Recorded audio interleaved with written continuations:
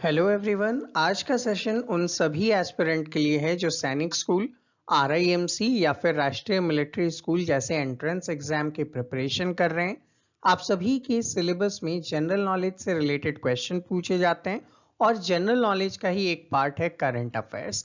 Current affairs basically रोजमर्रा की जो घटनाएं हैं, डे टू डे लाइफ में जो इवेंट हो रहे हैं, उनमें से कुछ इंपॉर्टेंट इवेंट्स होते हैं जिनके बेसिस पे आपके एग्जाम में आपसे क्वेश्चन पूछे जाते हैं। तो आज के इस सेशन में हम 16 से लेकर 28 ऑफ फरवरी 2023 के इंपॉर्टेंट करंट अफेयर्स को कवर करने जा रहे हैं। इसके प्रीवियस और अपकमिंग सेशंस देखने के लिए चैनल को सब्सक्राइब कर बेल आइकन प्रेस करना ना भूलिएगा। आज का सेशन स्टार्ट करने से पहले प्रीवियस सेशन में मैंने कुछ क्वेश्चंस पूछे थे जिनके आंसर यहाँ पे जिस बच्चे ने करेक्ट दिए हैं वो आपके सामने प्रेजेंट करता हूँ। क्वेश्चन था हमारा इसरो का फुल फॉर्म, तो Indian space research organisation correct है। फिर मैंने पूछा था फर्स्ट इंडियन पर्सन जो स्पेस में गए थे, तो नाम है राकेश शर्मा, ये भी करेक्ट है। चाइना की कैपिटल बीजिंग यहाँ पे, बट बीजिंग की स्पेलिंग थोड़ी सी मिस्टेक थी, तो मैंने आंसर में करेक्ट करके आपको आंसर भी अवेलेबल किया था। फिर उसके बाद मैंने पूछा था, तो लेफ्टिनेंट जनरल कैवल्य त्रिविक्रम जो है वो यहाँ पे करेक्ट आंसर है। तो ये सारे क्वेश्चंस आज भी मैं ऐसे ही कुछ क्वेश्चंस आपसे पूछने वाला हूं। अगर आप भी उन क्वेश्चंस का सही आंसर कमेंट करते हैं तो नेक्स्ट सेशन में डेफिनेटली मैं आपके आंसर्स को भी इस वीडियो का एक हिस्सा जरूर बनाऊंगा।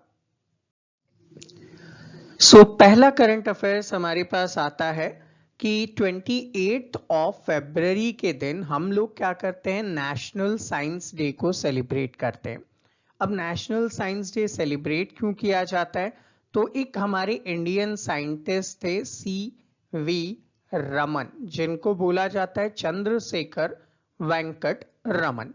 इन्होंने क्या किया था, रमन इफेक्ट की डिस्कवरी की थी, जो कि साइंस में बहुत बड़ा इन्वेंशन माना जाता है। उसी इफेक्ट की डिस्कवरी की वजह से इन्हें नोबेल प्राइज भी मिला था। ठीक है, और नोबेल प्राइज इन्हें कब मिला था, तो 1930 में इन्हें मिला था नोबेल प्राइज। ठीक है, अब आपसे एक क्वेश्चन पूछ लेता हूं आज का। आप सभी जानते हैं नोबेल प्राइज कुछ लिमिटेड फील्ड में ही दिए जाते हैं। आपको उन फील्ड के नाम नीचे कमेंट सेक्शन में कमेंट करने हैं। अब इस थीम में याद रखना है आपको कि 28 ऑफ फरवरी 2023 के दिन हमने नेशनल साइंस डे जो सेलिब्रेट किया, उसको सेलिब्रेट करने में हमने एक थीम रखी थी, और थीम क्या था, global science for global well being. Next news यहाँ पे थी कि साउथ अफ्रीका की टीम को हरा के ऑस्ट्रेलियन टीम जो है वो 2023 का T20 वुमेन का वर्ल्ड कप जीत चुकी है। ये जो वर्ल्ड कप था ये साउथ अफ्रीका में ही आयोजित किया गया था, और साउथ अफ्रीका को ही ऑस्ट्रेलिया ने हराया और वर्ल्ड कप का, वुमेन वर्ल्ड कप का T20 का जो फाइनल मैच था वो जीत लिया। अब यहाँ पे कुछ इंपॉर्टेंट फैक्ट हम इनसे रिलेटेड देखने वाले हैं। तो देखिए, जो ऑस्ट्रेलियन वुमेन टीम थी वो यहाँ पे छठी बार T20 वर्ल्ड कप को जीत रही है। तो अपने आप में एक बहुत बड़ा प्रेस्टीज होता है कि आप 6 बार इस अवार्ड को जीत रहे हैं, इस मैच को जीत रहे हैं। अब सबसे पहला इंपॉर्टेंट फैक्ट आप मेरे साथ नोट डाउन करेंगे। नोट डाउन आपको करना है कि भाई जो ऑस्ट्रेलियन वुमेन टीम है उनकी कैप्टन कौन है। तो ऑस्ट्रेलियन वुमेन टीम की जो कैप्टन थी जिन्होंने ये मैच जिताया है, मैग लेनिंग यहाँ पे आपका आंसर होगा। ठीक है, Meg Lanning Australian women cricket team की कैप्टन थी। साथ ही साथ अगर हम लोग बात करें कि इनके कुछ कोड नेम्स होते हैं, ठीक है, तो जो ऑस्ट्रेलियन टीम था वुमेन का, उनका नेम क्या है, तो उनका नेम है साउथर्न स्टार। ठीक है, साउदर्न स्टार्स के रूप में ऑस्ट्रेलियन वुमेन टीम्स को जाना जाता है। इन्होंने हराया किन्हें, साउथ अफ्रीका को हराया। तो साउथ अफ्रीका की जो वुमेन टीम्स है उनको प्रोटीज कहा जाता है, ये भी याद रखेंगे, इनके निकनेम्स हैं ये। तो south African women cricket team को प्रोटीज कहते हैं, जबकि ऑस्ट्रेलियन वुमेन क्रिकेट टीम को साउदर्न स्टार्स यहाँ पे कहा जाता है। अब आपके लिए मैं इंडियन वुमेन टीम का भी बता देता हूं। तो देखिए इंडियन वुमेन क्रिकेट टीम को बोला जाता है वुमेन इन ब्लू। ठीक है, वुमेन इन ब्लू कहा जाता है और कई बार इन्हें टीम इंडिया भी कहते हैं। अब यहाँ पे मैं आपसे एक क्वेश्चन पूछने वाला हूं कि इनके कैप्टन कौन है, आप नीचे कमेंट सेक्शन में कमेंट करके बताएं। नेक्स्ट सेशन में मैं आप सभी के सामने करेक्ट आंसर प्रेजेंट करूंगा। नेक्स्ट न्यूज आती है कि इंडिया और जापान दोनों ने मिलकर धर्मा गार्डियन नाम का एक डिफेंस एक्सरसाइज कंडक्ट किया था। कहां पे किया, तो इमाजू जो कि जापान के अंदर आता है, वहां पे इस टाइप का एक्सरसाइज किया गया।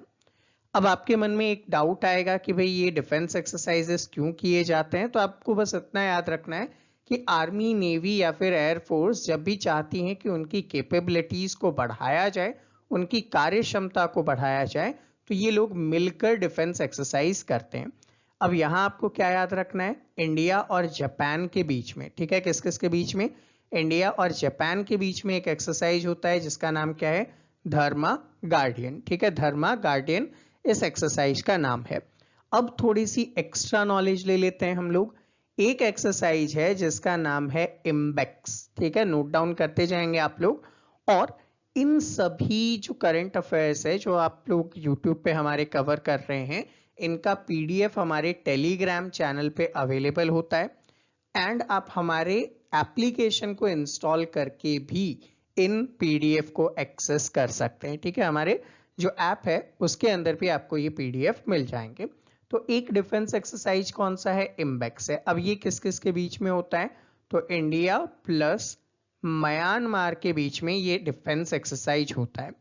फिर हम बात करते हैं एक एक्सरसाइज है जिसका नाम है पैसेक्स। ठीक है, एक एक्सरसाइज है जिसका नाम है हैंड इन हैंड। ये दोनों ही डिफेंस एक्सरसाइजेस जो हैं वो इंडिया एंड चाइना के बीच में होते हैं, तो ये आपके लिए इंपॉर्टेंट हो जाएगा। इसके बाद सॉरी, यहाँ पे जो पैसेक्स एक्सरसाइज है वो इंडिया एंड ओमान के बीच में होता है। ठीक है, ये इंडिया प्लस ओमान के बीच में होता है, जबकि hand in hand India and China के बीच में होता है। ठीक है, इसी के साथ साथ हम लोग एक और एक्सरसाइज देखते हैं जिसका नाम है इंद्र। ठीक है, इंद्र एक्सरसाइज किस किस के बीच में होता है, तो इंडिया और रशिया के बीच में इंद्र एक्सरसाइज कंडक्ट किया जाता है। एक एक्सरसाइज है जिसका नाम है मित्र शक्ति। ठीक है, मित्र शक्ति। मित्र शक्ति किस किस के बीच में होता है, तो इंडिया और श्रीलंका के बीच में जो डिफेंस एक्सरसाइज होता है उसका नाम क्या है, मित्र शक्ति है। उसके बाद एक एक्सरसाइज आपने सुना होगा सूर्य किरण। ठीक है, सूर्य किरण नाम का जो एक्सरसाइज है वो होता है इंडिया एंड नेपाल के बीच में। ठीक, और एक लास्ट बता देता हूं मैं आपको, बोंग सागर।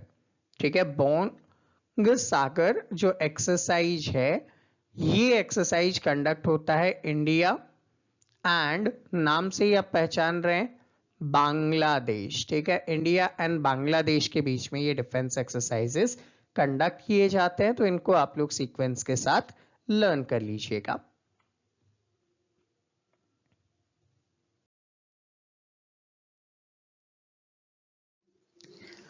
आज के सेशन को आगे कंटिन्यू करें उससे पहले आप सभी को इन्फॉर्म करना चाहूंगा, हमारी तरफ से RIMC, RIMS सैनिक स्कूल, JNV जैसे एंट्रेंस एग्जामिनेशन के लिए ऑनलाइन क्लासेस भी प्रोवाइड करवाई जाती है। अगर आप हमारे साथ जुड़कर प्रिपेयर करना चाहते हैं तो नंबर आपके सामने है 7737653468 पर आप डिटेल्स ले सकते हैं और हमारे पेड बैचेस के साथ जुड़ सकते हैं।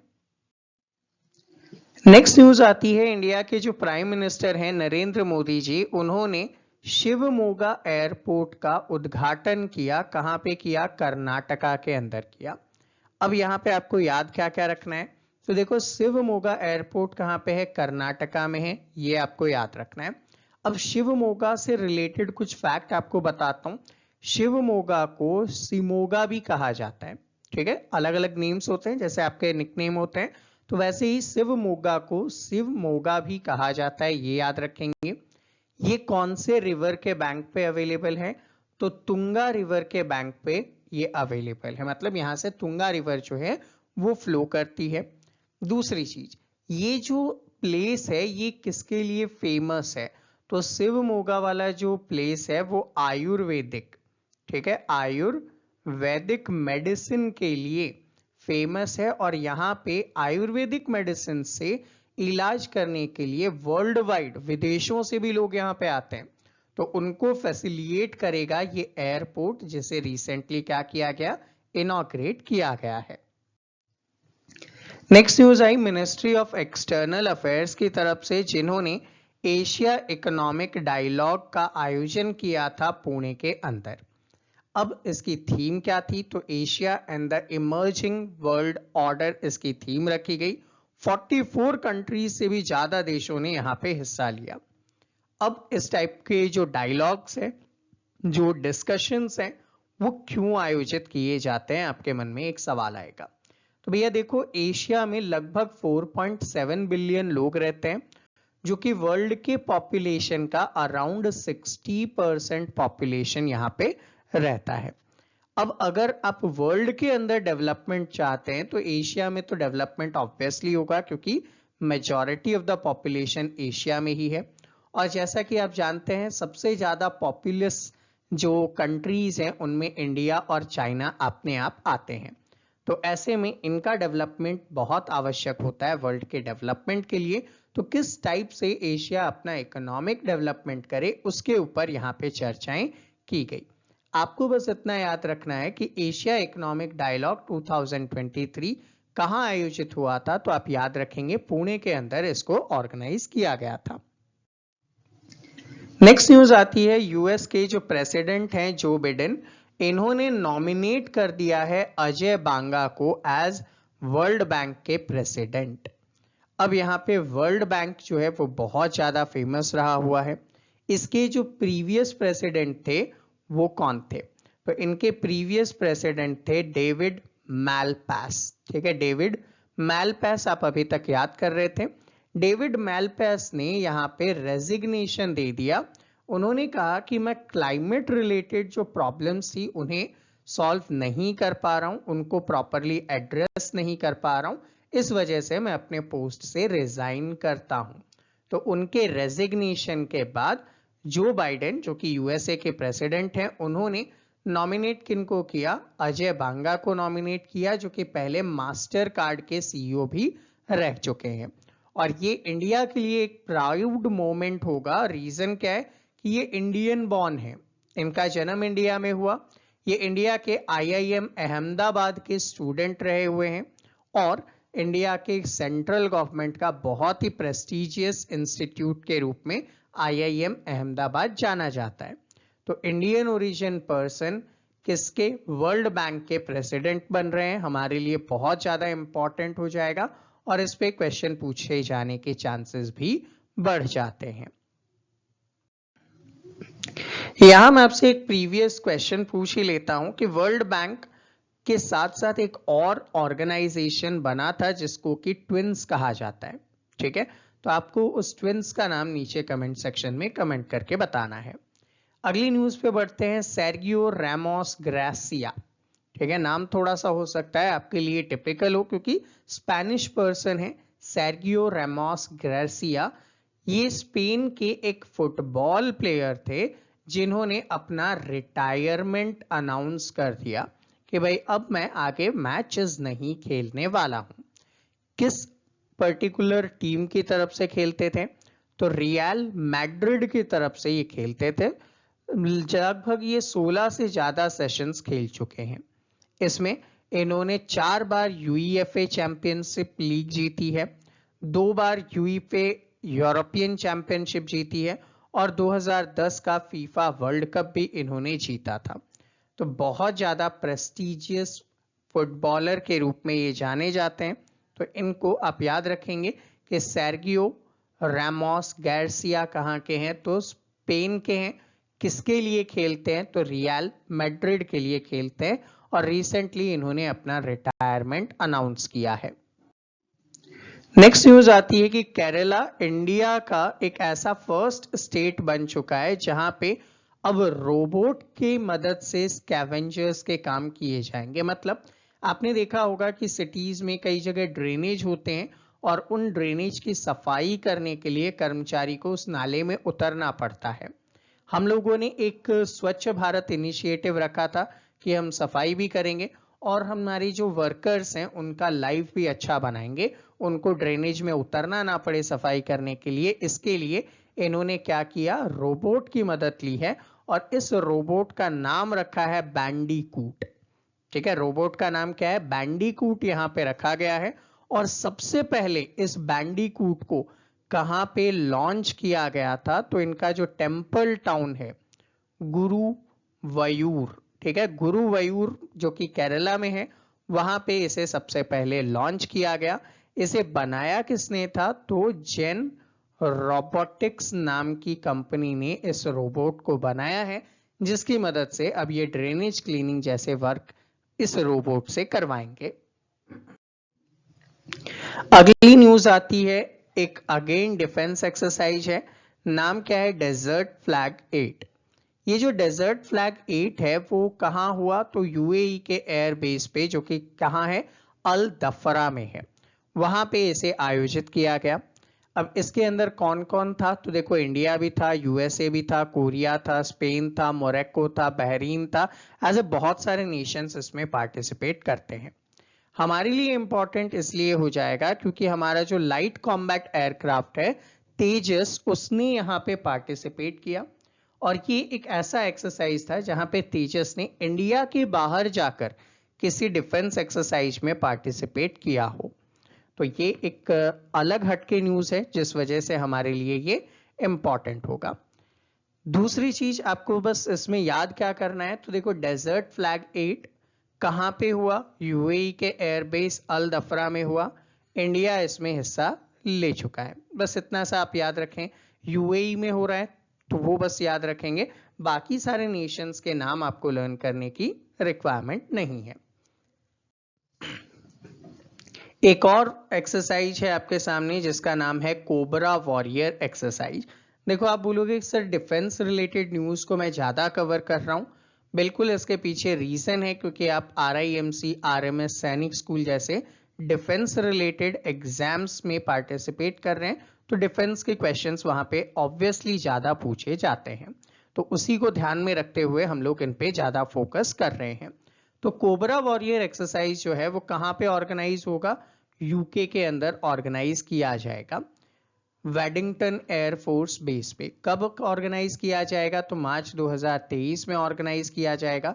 अगेन इंडिया के साथ बहुत सारे नेशंस यहाँ पे पार्टिसिपेट करेंगे, लेकिन इसको आपको ऐसे याद रखना है कि ये एक टाइप का ट्रेनिंग एक्सरसाइज होगा जिसमें रॉयल ब्रिटिश एयरफोर्स जो है वो बहुत सारी ट्रेनिंग यहाँ पे सभी को अवेलेबल करवाएंगी। ठीक है, क्या करवाएंगी, ट्रेनिंग अवेलेबल करवाई जाएंगी।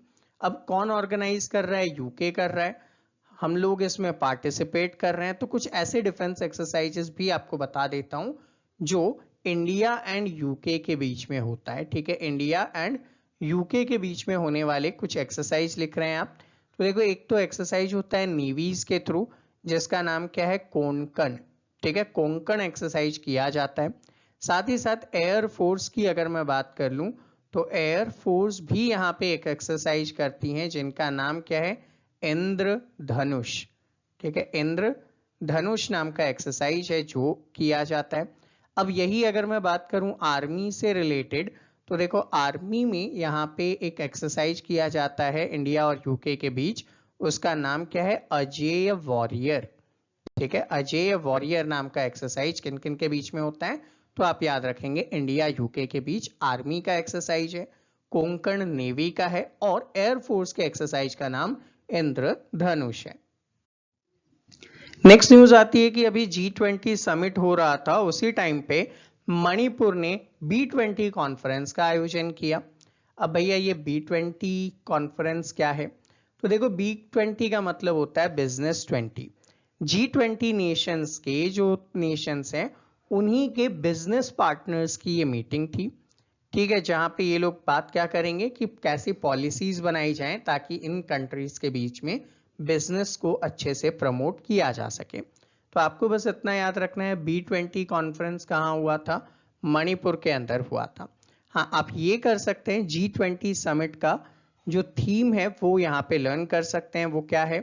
तो ये है one earth, one family, one future. ठीक है, ये अलग अलग नहीं है, ये पूरा एक ही थीम है G20 समिट का, one earth, one family, one future. Next news आई कि इंडियन गवर्नमेंट ने कहा, साइंस एंड टेक्नोलॉजी मिनिस्टर ने, कि भाई हमारा जो एक नया न्यूक्लियर पावर प्लांट है वो कहाँ पे बनेगा? गोरखपुर के अंदर बनेगा, जो कहाँ है? हरियाणा के अंदर है। इसके लिए जो गोरखपुर हरियाणा में बनने वाला है, ये 2800 मेगावाट की इलेक्ट्रिसिटी हमें बनाकर देगा। हालांकि इसकी जो शुरुआत है वो 2014 में ही हुई थी, लेकिन ये जो लैंड एक्विजिशन होता है उसके लिए प्रॉपर जमीन को देखना, वहां पे उनके इन्फोर्समेंट करवाना, उसमें ज्यादा टाइम लगने की वजह से अभी तक ये प्रोसेस डिलेड था। अब इसका कंस्ट्रक्शन स्टार्ट हो चुका है। इसे 2 फेज में पूरा किया जाएगा। पहला फेज 2025 तक कंप्लीट होगा, जिसके बाद से ये वर्क करना शुरू कर देगा, और दूसरा फेज 2028 तक खत्म होगा, जिसके एंड में 2800 मेगावाट की इलेक्ट्रिसिटी ये हमें बनाकर देगा। अब यहाँ पे मैं आपसे क्वेश्चन पूछना चाहूंगा कि इंडिया का जो फर्स्ट न्यूक्लियर पावर प्लांट है, ठीक है, इंडिया का जो फर्स्ट न्यूक्लियर पावर प्लांट है, उसका नाम आप यहाँ पे कमेंट करके बताइए।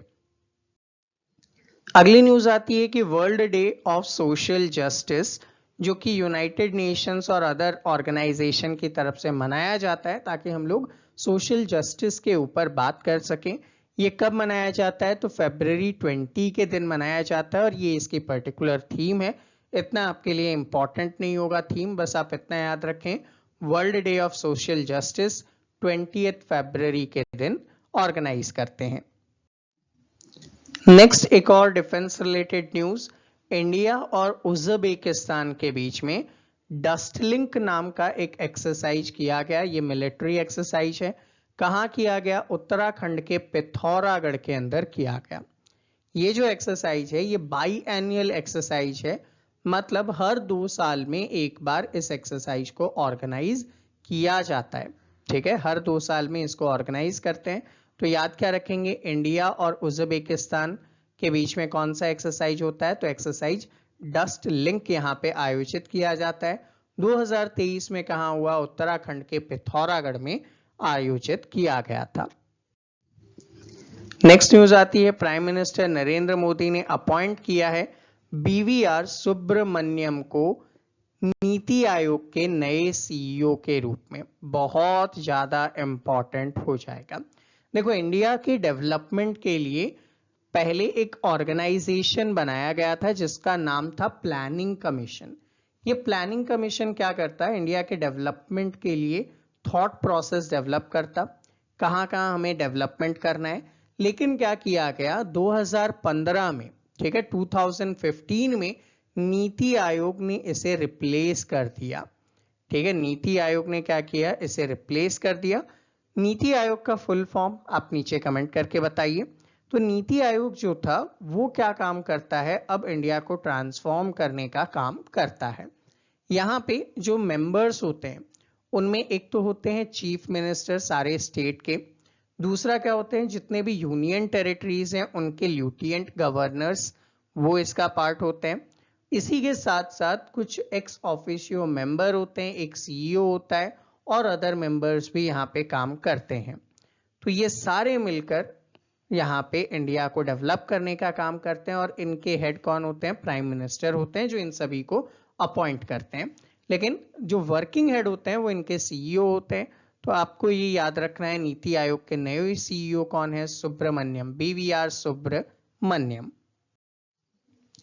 नेक्स्ट न्यूज आई थी यहाँ पे इंडिया और सिंगापुर के बीच में, इन्होंने मिलके UPI और पे नाउ को इंटीग्रेट कर दिया है। अब इसका मतलब क्या है भाई? UPI के बारे में आप जानते हैं, आप लोग जितना भी गूगल पे करते हैं, फोन पे करते हैं, भीम ऐप का यूज करते हैं, या फिर कोई सा भी ऐप आप यूज करते हैं ऑनलाइन ट्रांजैक्शन के लिए, मनी ट्रांसफर के लिए, तो वो UPI सिस्टम पे काम करता है, जो कि बेसिकली इंडिया का सिस्टम है। ऐसे ही सिंगापुर में ये काम कौन करता है? पे नाउ करता है। तो इन दोनों को इंटीग्रेट करने से क्या होगा? कोई भी बंदा यहाँ से सिंगापुर या फिर सिंगापुर से इंडिया इजीली पैसे का ट्रांसफर कर सकता है, जैसे आप लोग यूजुअली पैसे का ट्रांसफर करते हैं। तो इसके लिए आरबीआई के जो प्रेजेंट गवर्नर हैं शक्तिकांत दास, ये पहले नीति आयोग के सीईओ हुआ करते थे, इन्होंने और जो एमडी हैं किसके, सिंगापुर के मॉनेटरी अथॉरिटी के रवि मेनन, इन दोनों के बीच में एक एग्रीमेंट साइन किया गया। तो याद रखेंगे यूपीआई और पे नाउ इंडिया और सिंगापुर के बीच में मनी ट्रांसफर से रिलेटेड है, और इंडिया में अभी आरबीआई के गवर्नर कौन है, तो शक्तिकांत दास हैं। नेक्स्ट न्यूज आई कि इंडिया के वेदांता ग्रुप और ताइवान के फॉक्सकॉन नाम की जो कंपनी है, ये दोनों मिलकर भारत का पहला सेमीकंडक्टर मैन्युफैक्चरिंग यूनिट अहमदाबाद के धौलेरा में लगाने वाले हैं। ये इंपॉर्टेंट हो जाएगा। रीजन, सेमीकंडक्टर क्या होता है सेमीकंडक्टर, तो आपने देखा होगा आपके जितने भी मोबाइल होते हैं या फिर आपके जितने भी पीसीज होते हैं, कंप्यूटर होते हैं, आपने देखा हो उनके अंदर क्या लगी होती है, आईसी चिप लगी होती है, जिसको इंटीग्रेटेड सर्किट कहा जाता है। इसी आईसी चिप के ऊपर ही सारा काम होता है। तो वो आईसी चिप सेमीकंडक्टर के होते हैं और भारत में अब ये बनने लगेंगे। कहाँ बनेंगे, धौलेरा के अंदर बनेंगे, जो कहाँ है, अहमदाबाद के, गुजरात के अहमदाबाद के पास है। तो ये हमारे लिए बहुत ज्यादा इंपॉर्टेंट हो जाएगा। हमें अब इसके लिए बाहर के नेशंस पे डिपेंडेंट नहीं रहना पड़ेगा। यूएई ने कुछ दिन पहले क्या किया, I2U2 के जो मिनिस्टर्स की मीटिंग थी, वाइस मिनिस्टर्स की, वो यहाँ पे अबू धाबी में एक मीटिंग ऑर्गेनाइज की थी। अब आपके लिए इंपॉर्टेंट होता है कि ये I2U2 क्या है। तो अगर आप प्रीवियस सेशंस देख रहे हो तो आपको पता होगा I2 के अंदर आते हैं इंडिया एंड इजराइल, ठीक है, ये दो आई हो गए तो I2। U2 के अंदर कौन आता है, एक तो आता है यूएसए और एक आता है यूएई। इन चार देशों का एक ग्रुप है जिसको नाम दिया गया I2U2। तो इनके बीच मीटिंग ऑर्गेनाइज की गई, कहाँ पे, अबू धाबी के अंदर मीटिंग ऑर्गेनाइज की गई। तो याद बस इतना रखेंगे, I2U2, ये चार नेशंस यहाँ पे आते हैं। अगली न्यूज आई कि अभी रिसेंटली न्यू एजुकेशन पॉलिसी के अकॉर्डिंग जो यूनियन मिनिस्टर हैं धर्मेंद्र प्रधान जी, इन्होंने जादुई पिटारा लॉन्च किया। अब क्या है भैया ये जादुई पिटारा, तो देखिए ये जादुई पिटारा 3 से 8 सालों के बच्चों के लिए है। 13 अलग अलग लैंग्वेजेस के अंदर प्ले बुक्स हैं, पजल्स हैं, फ्लैश कार्ड हैं, पोस्टर हैं, वर्कशीट हैं, स्टोरी की बुक्स हैं। तो इस टाइप के एजुकेशन रिलेटेड चीजें इसके अंदर अवेलेबल है। तो ये इंडिया में लर्निंग को और इजी बनाने के लिए और अट्रैक्टिव बनाने के लिए काम किया जा रहा है। हमारा ऑब्जेक्टिव ही क्या है, लर्न थ्रो प्ले, खेलते खेलते पढ़ना है, खेलते खेलते बच्चों को सीखना है। तो किसके लिए, 3 to 8 ईयर्स के बच्चों के लिए। कितने लैंग्वेज में, 13 अलग अलग लैंग्वेजेस के अंदर, ठीक है। क्या नाम दिया गया, जादुई पिटारा नाम दिया गया, और ये जादुई पिटारा इंपॉर्टेंट है। नेक्स्ट न्यूज आई कि 2023 के ISSF यानी कि इंटरनेशनल शूटिंग स्पोर्ट फेडरेशन, ठीक है, इंटरनेशनल शूटिंग स्पोर्ट फेडरेशन का वर्ल्ड कप हुआ था। कहाँ पे, कायरो में। आपसे पूछना चाहूंगा कायरो किस कंट्री में आता है, ठीक है, कमेंट करके बताइएगा। वहां इंडिया के रुद्राक्ष पाटिल और आर नर्मदा ने गोल्ड मेडल जीता है। तो इंडिया के लिए प्राउड मोमेंट हो जाएगा। रुद्राक्ष ने किसमें जीता है, तो भैया 10 मीटर एयर राइफल शूटिंग के अंदर जीता है। इन्होंने क्या किया, जर्मनी के एक पर्सन उल्ब्रिक को हराया था, और दूसरी तरफ जो है इनके पैर वरुण तोमर और रिदम, उन्होंने भी 10 मीटर के अंदर यहाँ पे जीता था। तो फर्स्ट टाइम है इंडिया गोल्ड मेडल जीत रहा है इस कंपटीशन में। रुद्राक्ष पाटिल आपके लिए इंपॉर्टेंट हो जाएंगे, तो ये थोड़ा सा याद रखिएगा। अगली न्यूज आती है यूनेस्को के वर्ल्ड हेरिटेज साइट, जो कहाँ है, MP में खुजराहो। यहाँ पे फर्स्ट कल्चरल वर्किंग ग्रुप की मीटिंग ऑर्गेनाइज हुई, किसकी, G20 की।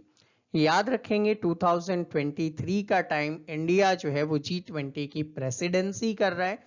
तो G20 के सारी मीटिंग्स और समिट इंडिया में ही होने वाले हैं और आपको हर टाइप के मीटिंग्स एंड समिट का प्लेस याद रखना पड़ेगा। तो यहाँ पे कौन सा मीटिंग हुआ था? कल्चरल वर्किंग ग्रुप का, मतलब देशों के बीच में कल्चरल हेरिटेज को बढ़ावा देने वाले एक ग्रुप का मीटिंग हुआ था। अब इस मीटिंग के हेड कौन थे? भाई इंडिया ही था, क्योंकि इंडिया 2023 में G20 के सारे मीटिंग्स को ऑर्गेनाइज करेगा। यहाँ पे एक पर्सन आए थे जो बहुत इंपॉर्टेंट हैं। इन पर्सन का नाम है पद्मश्री नेकराम। नोट डाउन कर लीजिएगा, क्वेश्चन पूछे जा रहे हैं इन पे। नेकराम जी जो हैं, इन्हें मिलेट मैन भी कहा जाता है। और आप सभी जानते हैं कि मिलेट ईयर हम लोग कब सेलिब्रेट कर रहे हैं? International millet year. कमेंट करके बताइए इंटरनेशनल मिलेट ईयर कब सेलिब्रेट किया जा रहा है। अगली न्यूज है, government of India first waste to hydrogen plant बनाने जा रही है। कहां पे? पुणे के अंदर। पुणे में एक पर्टिकुलर प्लेस है हडपसर, वहां पे ये वेस्ट टू हाइड्रोजन प्लांट लगाया जाएगा, जिसके थ्रू क्या होगा, जो कचरा होता है वहां का उसको कलेक्ट किया जाएगा और इस प्लांट में लेकर जाएंगे, जहां से प्रोसेस करके एक गैस जनरेट की जाएगी, दैट इज हाइड्रोजन गैस। और हाइड्रोजन गैस को फिर आगे काम में लिया जा सकेगा। तो कहां पे बन रहा है इंडिया का first waste to hydrogen plant? तो हडपसर पुणे के अंदर इसे बनाया जा रहा है। सो स्टूडेंट, ये था हमारा आज का सेशन। आई होप आप सभी को इजीली समझ में आया हो। फिर भी अगर कोई डाउट या कोई क्वेरी है तो आप नीचे कमेंट सेक्शन में कमेंट कर सकते हैं। आपके लिए हम इतनी मेहनत करते हैं तो एक लाइक करना तो बनता ही है, और ऐसे ही रेगुलर अपडेट्स को देखने के लिए चैनल को आप सब्सक्राइब करें और साथ ही साथ बेल आइकन को प्रेस करना मत भूलिएगा। तो मिलते हैं आपसे अगले सेशन में, तब तक के लिए जय हिंद।